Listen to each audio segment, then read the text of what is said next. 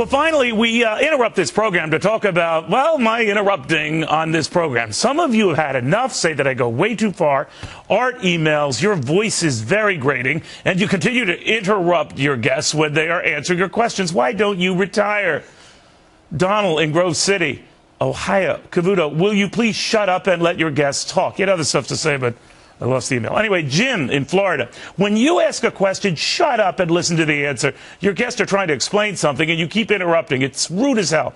Jim, it's rude if they really are explaining, not so if they're just avoiding. And in this age of fiscal cliff-yapping politicians who'd rather spout speeches than offer solutions, a lot of avoiding going on here, very few specifics. You might find it rude to interrupt a speech, Jim. I find it ruder allowing one. Betty in New Mexico writes, I understand the need to prevent them from rambling on, but if that's what they're going to do, why bother booking them? To get answers, Betty.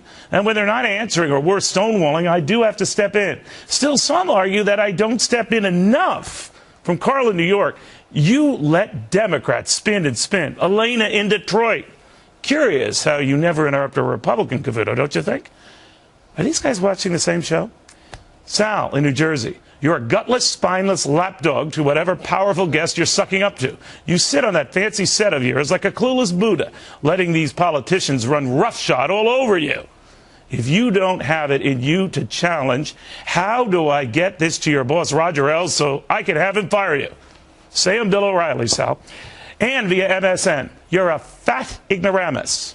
And you're wrong. I'm not an ignoramus.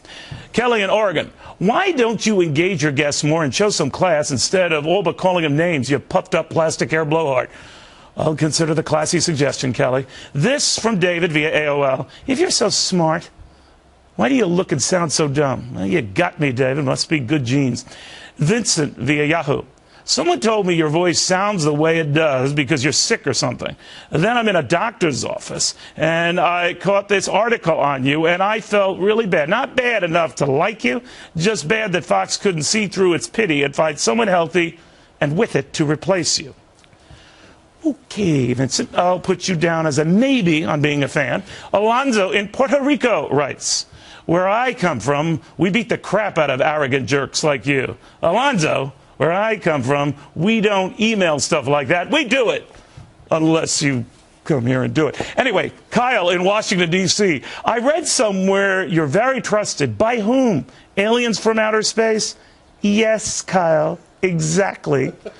Alexa in New York City. I find you incredibly hot in an intellectual sort of way. Well, you're not alone, Alexa. You're not alone.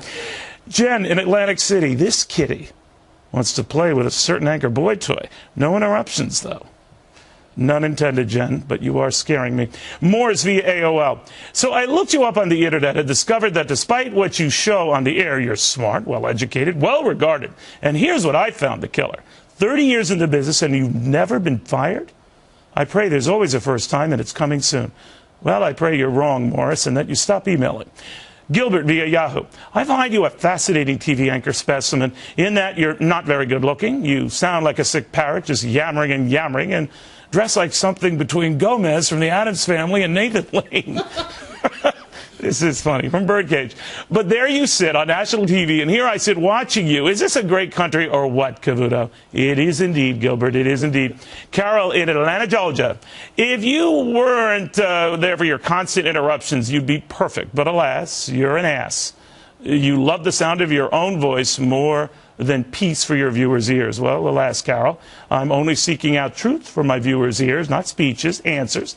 They don't start answering. I don't stop interrupting. In fact, Chip out in South Bend says I shouldn't, and his is the email I am now officially calling my email of the week.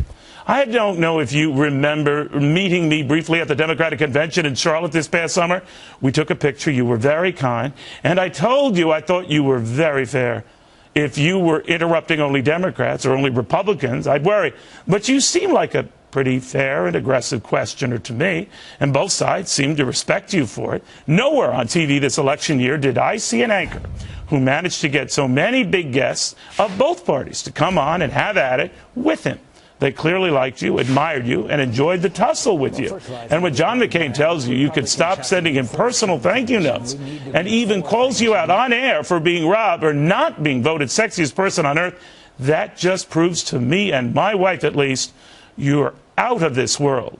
Way to go, Cavuto. You give us dorky losers who never got a date in high school hope. Isn't that sad that that was the nicest email I received? But I'm not vulnerable.